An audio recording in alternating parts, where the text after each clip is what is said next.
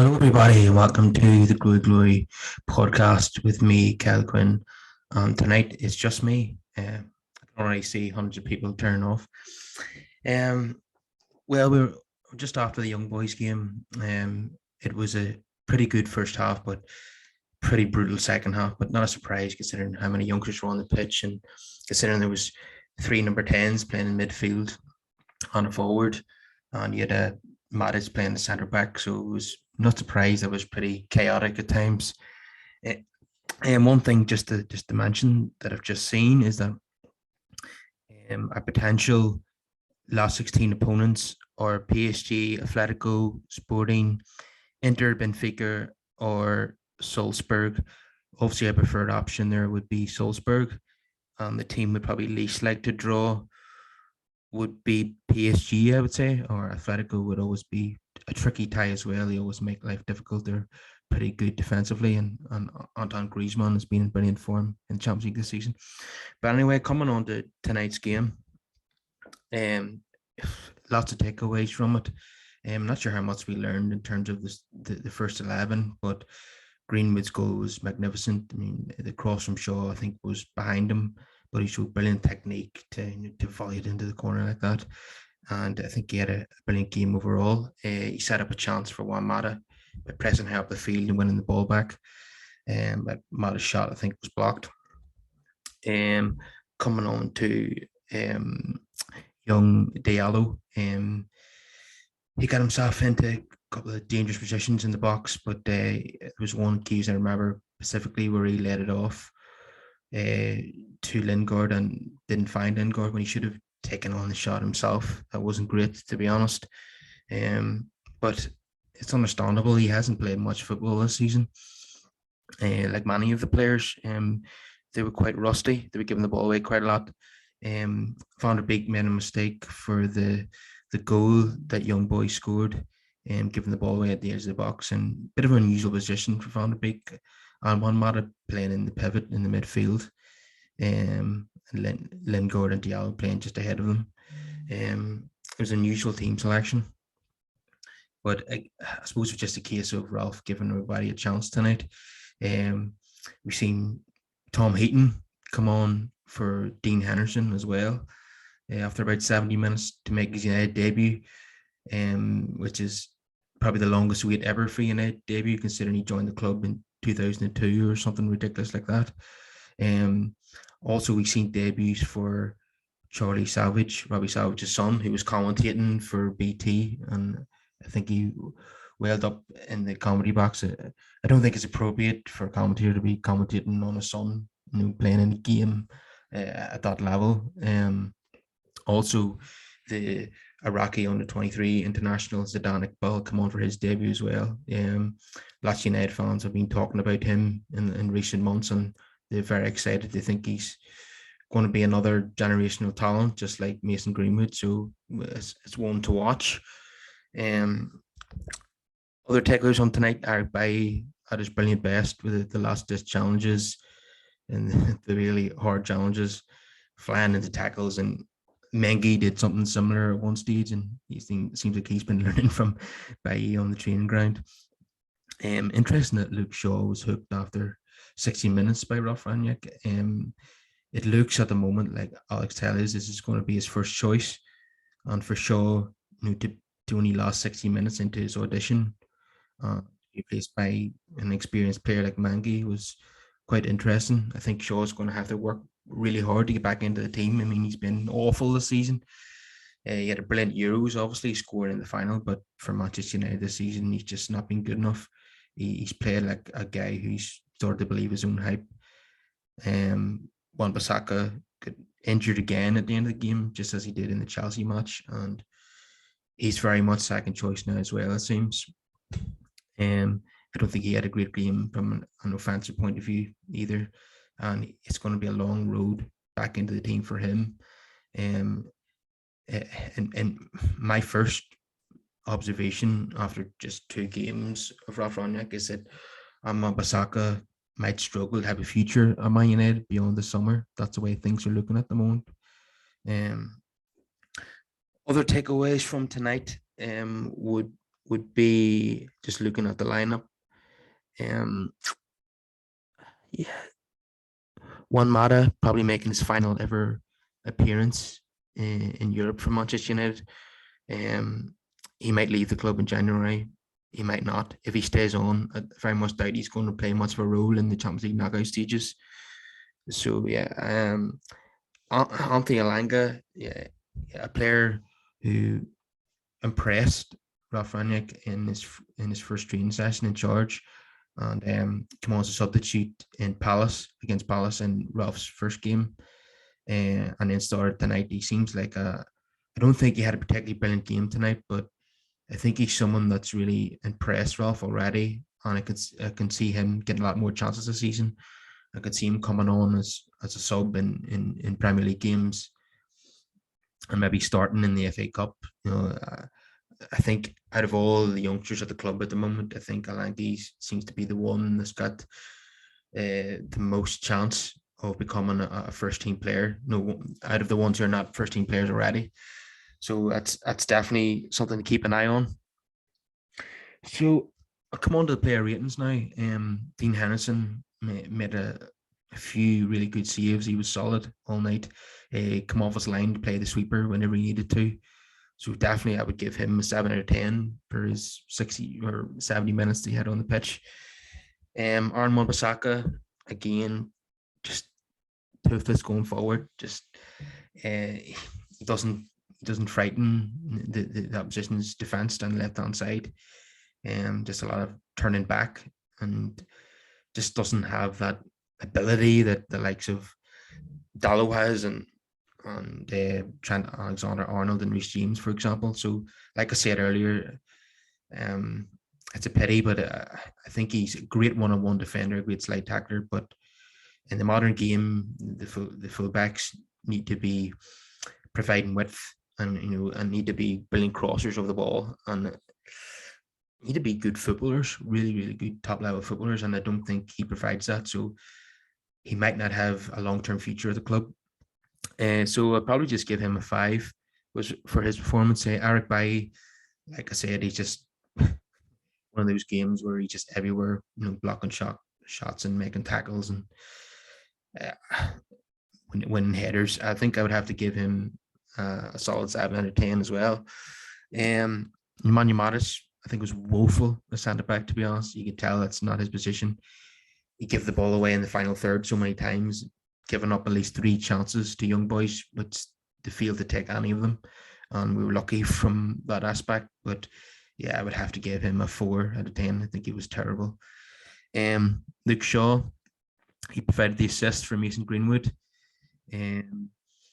Some decent attacking moments from him. Defensively, not solid again. Too narrow and not good as a one-on-one defender. Was hooked after 60 minutes. I would give him a 4 out of 10 as well. Donny van der Beek, very, very combative tonight. It's not something you associate with him. When he gave the ball away, he won it back quite a lot. I think his passing wasn't always great either. Some good moments, some bad moments. He obviously gifted young boys the goal with that loose pass at the edge of his own area. It's a blind finish though. Van der Beek, get a 5 from me, to be honest. I'm a big fan of him, but tonight didn't really produce the goods.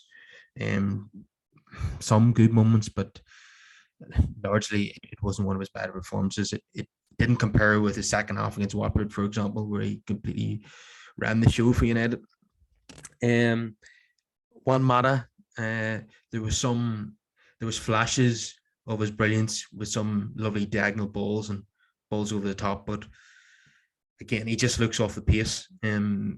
His legs are gone. When they don't have the ball, he's pretty ineffectual, really, and yeah, he shouldn't be playing in the pivot in midfield. He doesn't have a long-term future at the club. He will either leave in January or he will leave in the summer, and he will leave with the fans loving him. Really, he's been a breath of fresh air since he arrived. He will always cherish his 2 goals at Anfield in 2015.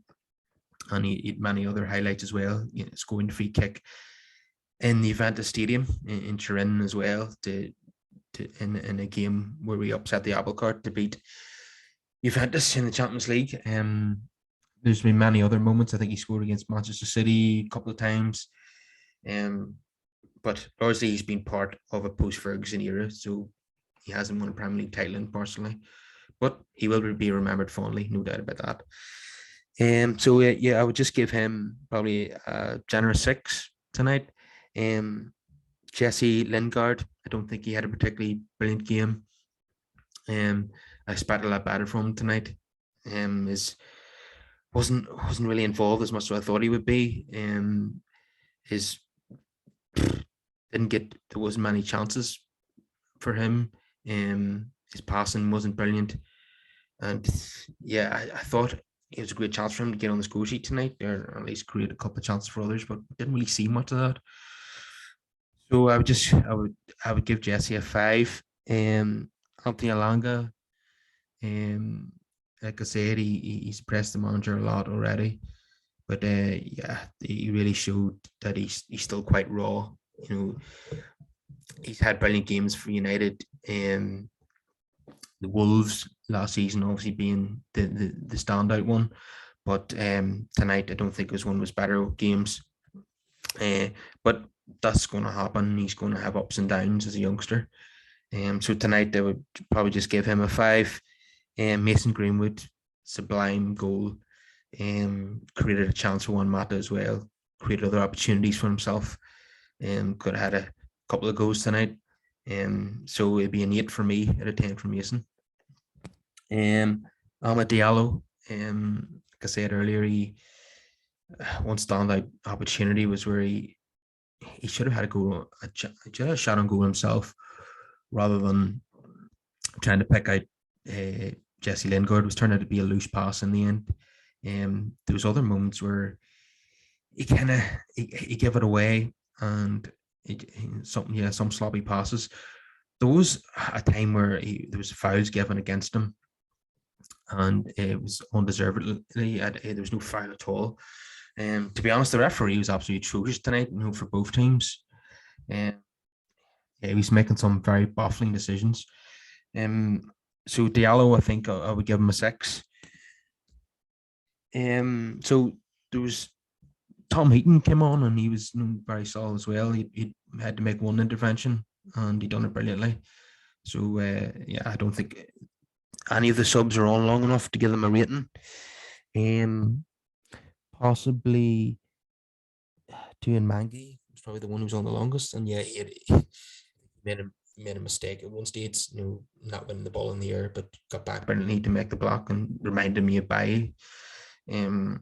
So he was the only one that of the subs who completed 30 minutes. The rest were very few minutes at all. I would say so. I give Maggie a solid 7 out of 10 for his cameo.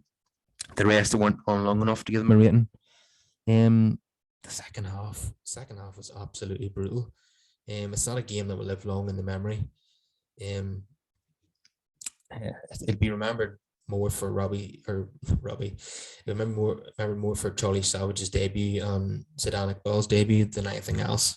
It wasn't a great game. It wasn't a full house. You could tell that it was a dead rubber fixture.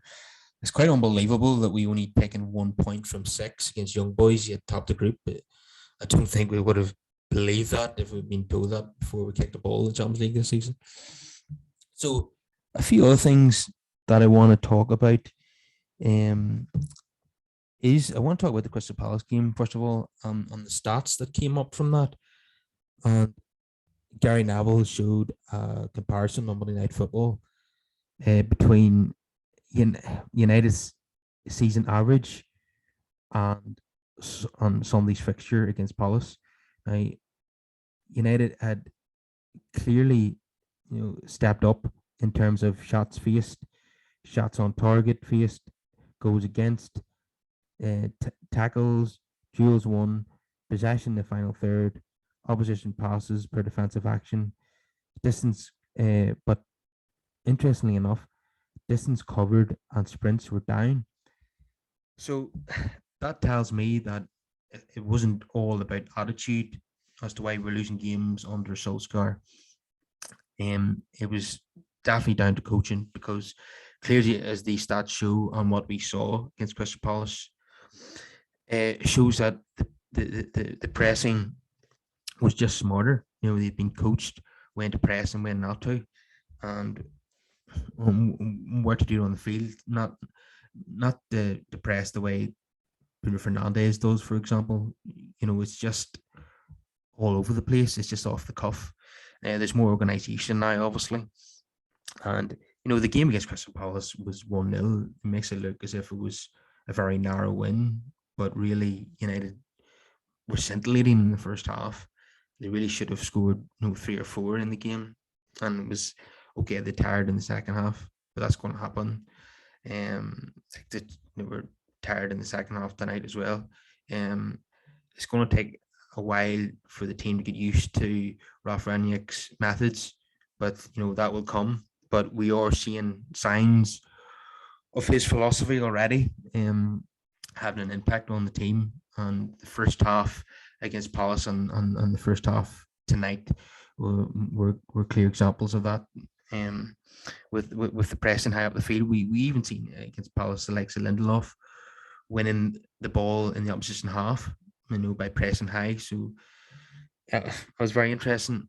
Now, we've seen yesterday the pictures from training that the likes of Varane and Cavani are back on the grass again, and there's a chance they probably won't play against Norwich, but there's a chance that they will face Brentford next midweek. The question is who's going to drop out between Maguire and Lindelof for Varane.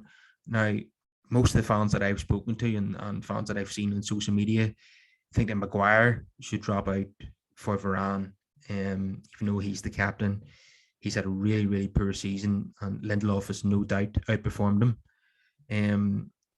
We know that under Solskjaer, Lindelof would have been the one to drop out because Maguire was one of his favourites. But they've all got a clean slate under this manager, so anything can happen. It will be very interesting to see what decisions he makes with regards to that. Fred has been totally rejuvenated in recent weeks under Carrick and under Ranić, to be honest. He's been pushed further up the pitch. He's been winning the ball back in the final third. He's been scoring goals. Long may it continue. I've been a huge critic of Fred playing in the pivot with McTominay, giving the ball away a lot, and his passing just isn't good enough. But it seems like so far, when he's been played in more advanced position, he's been performing better, and he will be an asset to Ralf Rangnick because of his eagerness to press. So definitely one to watch. Hopefully, Fred continues the form that he's in. He's a certain starter against Norwich, that's for sure. Likewise, Talos and Talos, they're the first choice fullbacks. They're offensive fullbacks. Talos has surprised me defensively. I think he's played better than I anticipated. Shaw's been woeful defensively, so on that basis, Talos has to play. And Dallo really offers something going forward that Wan-Bissaka will never do. He was involved in the build up to Fred's goal against Crystal Palace, laying it off to Mason Greenwood, and there was a lot of decent crossing to the box. Ronaldo nearly got on the end of one of them.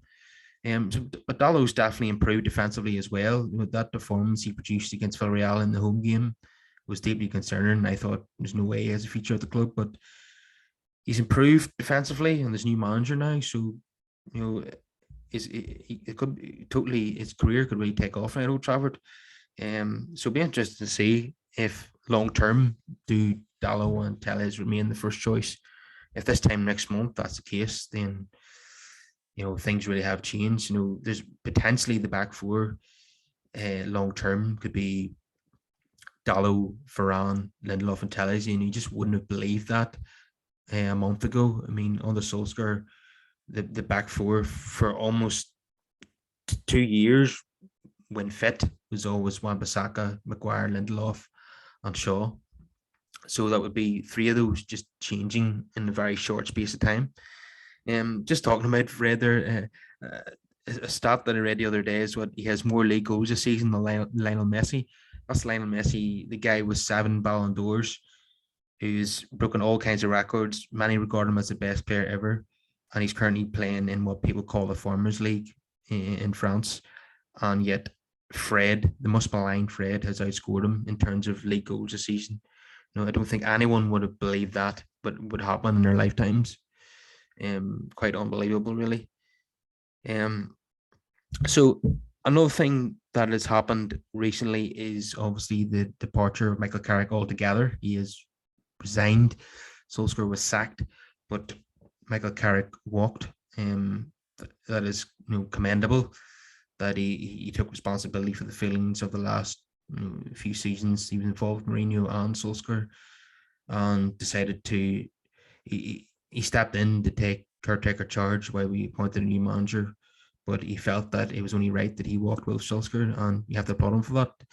Been at the club since August 2006, mostly as a player, and in the last 3 years as coach. So it's been a long career at Old Trafford, and he won absolutely everything. So fair play to Michael Carrick. So there's been new coach appointments recently. Chris Armas, the American coach who's coached the likes of Toronto and New York Red Bulls, will be coming in to be an assistant coach with Ralf. Obviously, he'd be familiar with them because they're both part of the Red Bull organization. Ralf probably, as the director of the footballing side of that organization, probably appointed Armas into that manager position at New York. So he'll be coming in to work as his number 2. And then the German sports psychologist, Sasha Leanze, will be coming in as well. It seems to be a popular thing in Germany. Ralf himself has said that every team in Germany has a sports psychologist. I don't think it's in England. I don't think every club has one. I've heard of this type of thing happening with the England team at World Cups, but I don't think it's common in England. But it seems to be a German thing, and I'm all for it. I'm happy for new ideas, come to the club, because to be honest, I'm a bit tired of the jobs for the boys at Man United. It seems like Mike Phelan's position is pretty precarious now. He's looked distant from the rest of the coaches, and he was brought in by Solskjaer to be his assistant manager. So it's a bit strange that he's still there. He seems to be just very much in the background now. I'm not sure how much he actually did under Solskjaer. Really, he wasn't coaching the team. Carrick and McKenna were doing that. I think largely probably what he was doing was helping Solskjaer pick the team.